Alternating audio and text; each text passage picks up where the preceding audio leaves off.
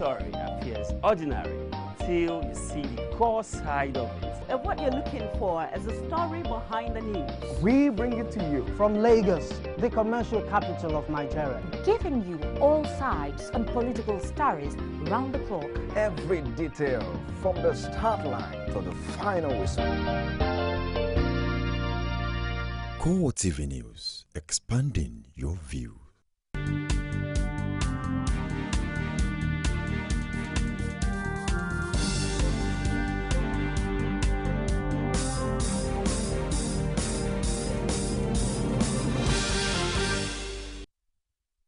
Good evening and thank you for joining us on CoreTV News on the hour. I am Epilomo Adekunle.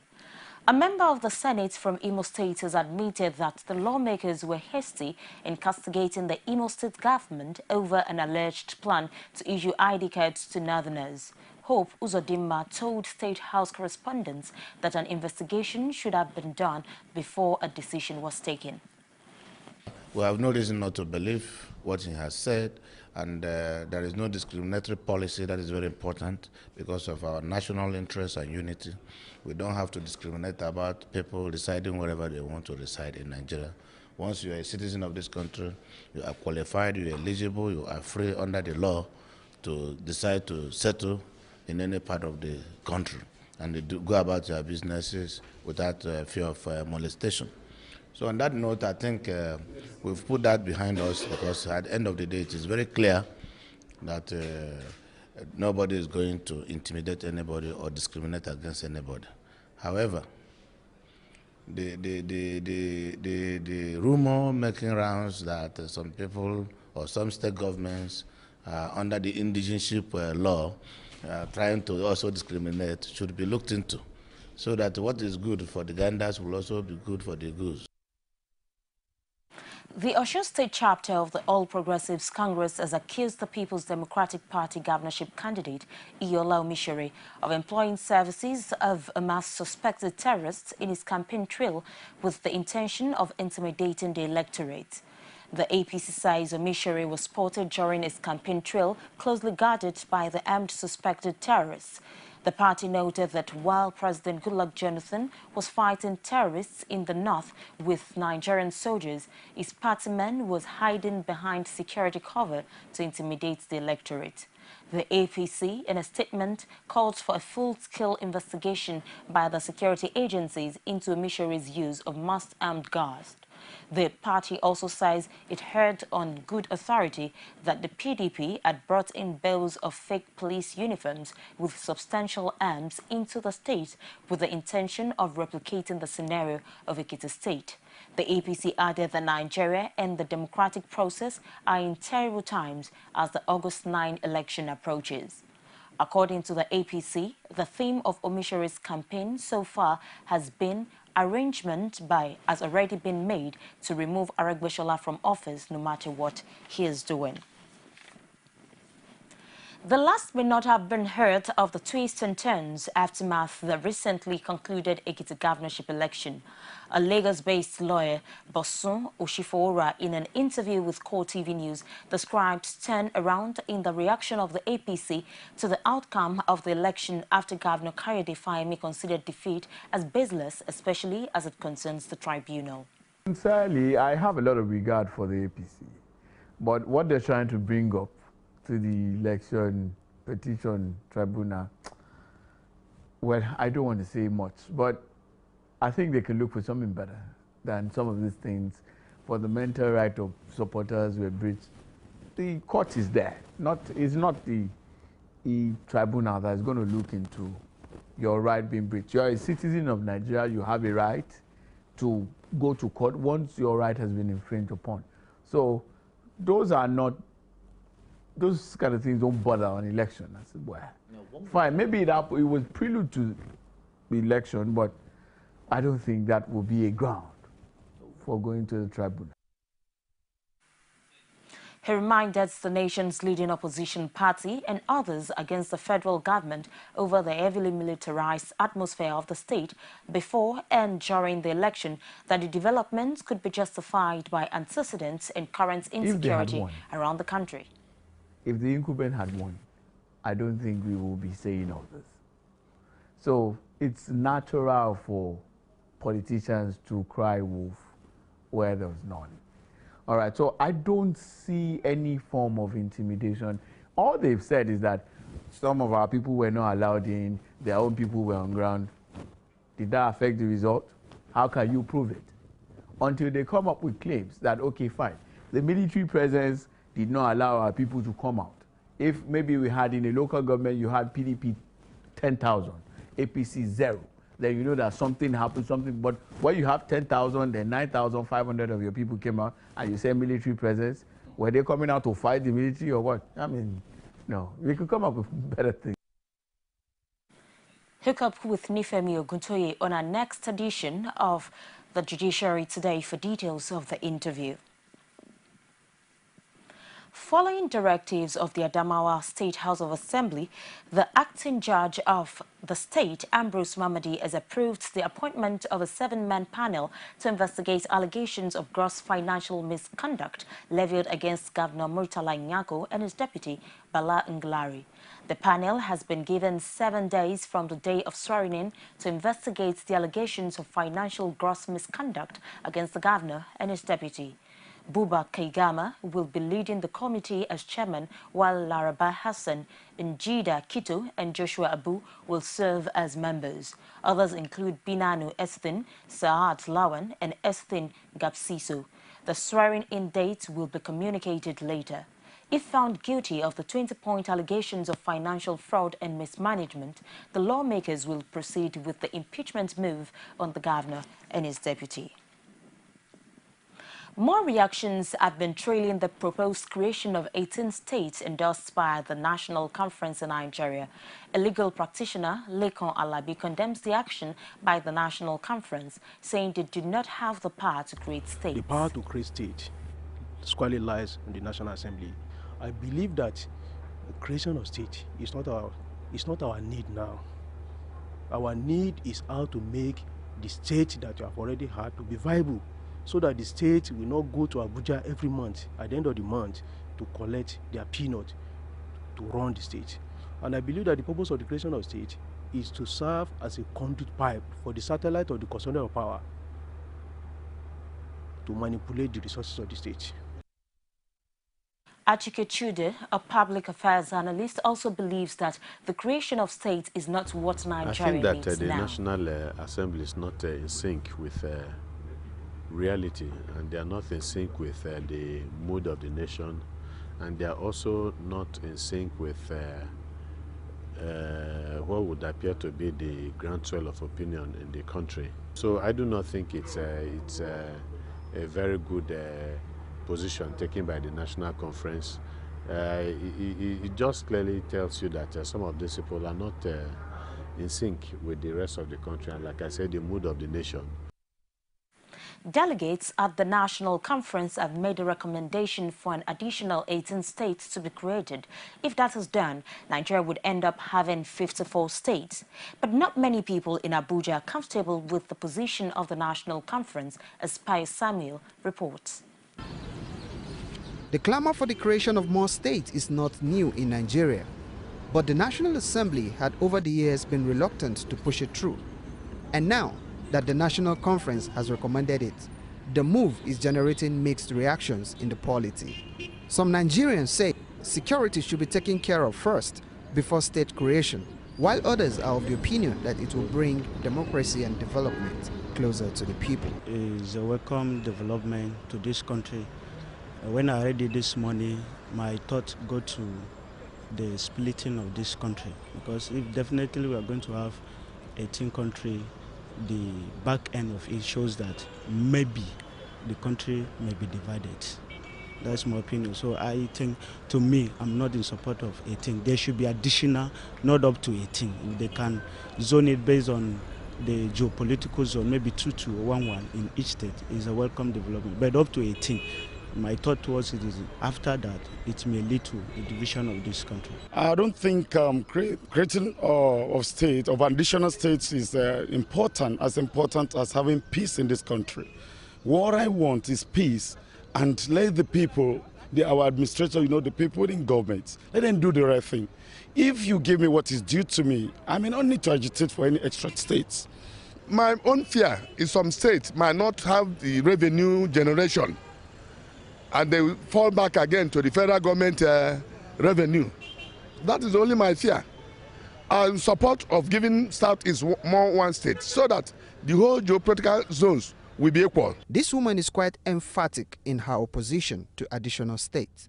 She doesn't think that's what Nigeria needs now. We read where a governor's wife is now giving farmers, market women, designer perfume. When they are hungry, there are issues we should look at before we start agitating. Because you agitate for more states, you agitate for more local government, you agitate for more wards. And those on ground are yet to be developed. But in spite of the different shades of opinion, the consensus among Nigerians is that whatever will ensure peace and development in the country is desirable. Pius Samuel, CoreTV News, Abuja. It's the CoreTV News on the hour. Take a short break and we'll bring more stories after now. CoreTV News now provide a platform for live coverage of political rallies and electioneering campaign from anywhere in Nigeria. Political news stories, political editorial reviews, political discussions, personality profile, People's Parliament from the National, State and Local Government Assembly. Contact us now on 0803-471-8550 or 0803-724-9733. 01453-3407. Our 24-hour news station. You can now watch CoreTV News live from anywhere in the world on our website www.coretvnews.com. Click on Live TV on our website and watch us live. And welcome to CoreTV Primetime News. To follow us on Twitter, click on Twitter icon on our website. On Facebook, click on the Facebook and YouTube to see all our previous news production. You can also watch us live on YouTube. Click CoreTV, leave a space, then News. CoreTV News, our 24-hour news station. Thank you for being there. Poor funding of the health sector and the inability of the federal government to harmonize various divisions in the sector have been pointed out as the basis for the strike embarked upon by the Nigerian Medical Association. Chief Medical Director of the Federal Medical Center, Ido-Ekiti in Ekiti State, Lawrence Ayodele, says resident doctors are not happy with the way they are being treated by the federal government. This year, that informed the refusal of entreaties even by journalists on the development. But believe me, there are some things that are fundamentally wrong. If you have the privilege of, knowing what is going on in other parts of the world, so why can't you borrow some of their policies, so that there can be sanity, in the health sector. Now we're talking about NMA today.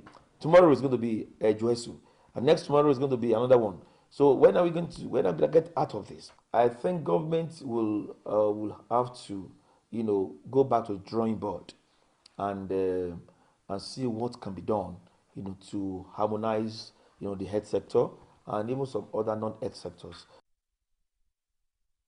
While expressing sadness over the strike, Ayodele called on the federal government to design a harmonization process which will bring all direct actors in the health sector together in the formulation of grand policies that will resolve their problems. First of all, thank you very much. Doctors are not happy with some of the things that are going on in the country. You mentioned that you said they are resident doctors, they are training, and they are not permanent staff. They have probably 6 years maximum to spend in the system here, except if they are going to be lucky, to be absorbed as permanent doctors. Having that at the back of their mind, that they are temporary staff, they want all their benefits, given to them. And that's where things are going wrong. They are resident doctors, they want funding of all the programs that they are doing. The rise in violence against women in Ekiti State, particularly rape and domestic abuse, has called for worrying concern. Against this backdrop, a sensitization program for women to speak up against violence and approach constituted authorities was put together by a group of women lawyers in the state. Ekiti State correspondent Rashid has more in this report. According to the statistics of the International Federation of Women Lawyers, Ekiti State Chapter, the index of rape and violence against women in 2013 is higher than armed robbery and murder put together. Even after the election of June 21, the ugly trend has continued to rear its head, hence the sensitization for women to know their rights under the law. Ever since the elections, we've had women come to us to say that some men have started, they have resumed beating their women again and saying that Governor Fayemi is going, that now they can do whatever they like. I want to use this opportunity to speak to our men in Ekiti State that governance is a continuum.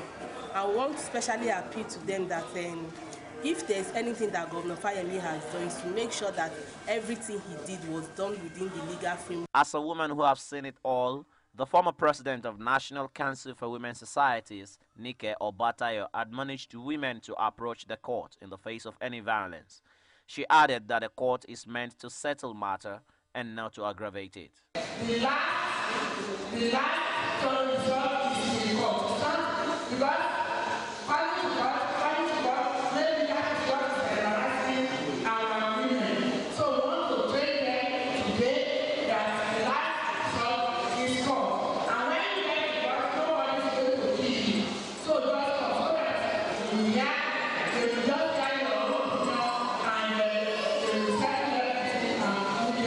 the guest speaker, Sheyi Ojo, condemned the alarming rate of rape and violence against women and charged them to take their destinies in their hands. The number of rape cases we had in Ekiti State surpassed that of armed robbery and murder put together.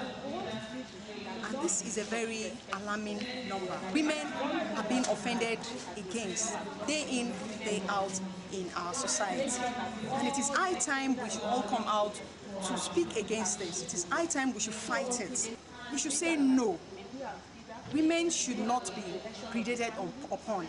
Meanwhile, the Female Lawyers Association has commenced a free legal service for indigent women seeking justice against abuse. The pro bono, which is to run for the next 9 months, will help those in need mitigate the cost of legal process. Rashid, CoreTV News, Ado Ekiti. United States Ambassador to Nigeria, James Entwistle, says the country is the largest recipient of the U.S. President's emergency plan for AIDS relief in the world. Entwistle made this known at a reception to the celebration of the 238th anniversary of U.S. independence in Abuja on Friday night. According to him, Nigeria is receiving $458 million to support each year to help prevent diseases such as malaria. He said a large portion of the money was also used to treat and help prevent diseases such as tuberculosis and HIV and AIDS. The ambassador used the occasion to highlight U.S. priorities and commitments to peace, security, and rapid development in Nigeria.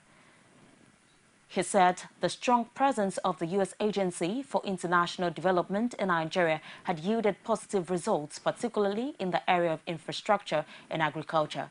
He also reiterated the U.S. deep commitment to free, fair, and credible elections in Nigeria ahead of the 2015 general elections. Police and witnesses say several people were killed when a powerful suicide car bomb exploded near Somalia's parliament in the capital city of Mogadishu. We'll bring you details of this right after this break. Don't go away.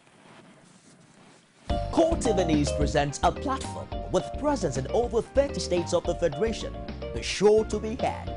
For live coverage of events, we have the capacity to deliver from anywhere in Nigeria and beyond. Contact us now on 0803-471-8550 or 0803-724-9733, 014-533-407. Our 24-hour news station. Nigerians continue to travel the city of Lagos. Be the first to know from the north, south, east, west, and around Africa. We break the news. One Nigeria. Now you can catch all the actions live as the news breaks. We are CoreTV News. Welcome to CoreTV. Our 24-hour news station. Now, outside Nigeria, police and witnesses say several people were killed when a powerful suicide car bomb exploded near Somalia's parliament in the capital city of Mogadishu. Al-Qaeda-linked Shabab rebels have, however, claimed responsibility for the bombing, which is the latest in a surge of attacks during Islam's holy month of Ramadan. The report. A car loaded with explosive was intercepted near the parliament and went off. There were casualties according to the police official Muhammad Ilu, who confirmed the suicide bomber was in the car. Witnesses at the scene also claimed 3 police officers and the suicide bomber died in the blast. They added that they saw the dead bodies of the 3 police and the severed body parts of what looked like the suicide bomber under the wreckage of the detonated car. The police later sealed off the area and ordered the civilians to leave. Several other witnesses say they saw ambulances taking away the wounded, most of them civilians collected from the scene of the explosion. They stated that around 9 wounded persons were carried out of the attack scene. The Shabab, who carried out frequent attacks against the parliament and all the centers of the Somalia fragile international-backed government, says its members were responsible and vowed more attacks will follow. Militants from the Shabab had last month sent off a car bomb at the gates of the parliament and they stormed the building, while the members of the parliament were meeting in an attack that left several dead. At the time, a Shabab spokesman described the parliament as a military zone and a legitimate target. The group also claimed responsibility for recently shooting a dead lawmaker and his bodyguard. The hardline Shabab insurgent once controlled by most of the southern and central Somalia, including large parts of the capital, but were driven out of the fixed positions in Mogadishu and Somalia's major towns by 22,000-strong African Union force. Taliban militants have set fire to dozens of fuel trucks, which they claimed were supporting foreign troops in Afghanistan in an attack on the outskirts of Kabul. The fire, triggered by a bomb, set ablaze tankers waiting to enter the city in a parking lot west of the Afghan capital overnight. However, no casualties were reported to firefighters tried to control the fire. Here are the details. Gal Agan Kashimi is the crime investigation director of Kabul police. He says it was a magnetic bomb that caused the fuel tankers, which added belonged to private companies, to catch fire. It was not clear whether the trucks were supplying fuel to a NATO-led international security assistance forces, whose spokesman says they are looking into the incident to determine if any of the fuel destroyed in Kok-e-Agandi was intended for use by the ISAF forces. The Taliban militants, who have been regularly attacking Western supplying convoys in Afghanistan, claim the responsibility. They have stepped up the attacks recently as the NATO forces complete the withdrawal by the end of this year. The insurgents had recently fired rockets into Kabul airports, destroying the Afghan president's parked helicopters and damaging 3 other choppers. The Afghan capital has been relatively peaceful since the presidential election on the 14th of June, though there have been street demonstrations as politicians are locked in a dispute over the vote fraud. All NATO combat troops will leave Afghanistan by December, with about 10,000 U.S. troops staying into next year if the new president signs a security deal with Washington. And that's the news for this hour. Do join us again top of the hour for more. Thank you for watching. I am Ebolomo Adekunle.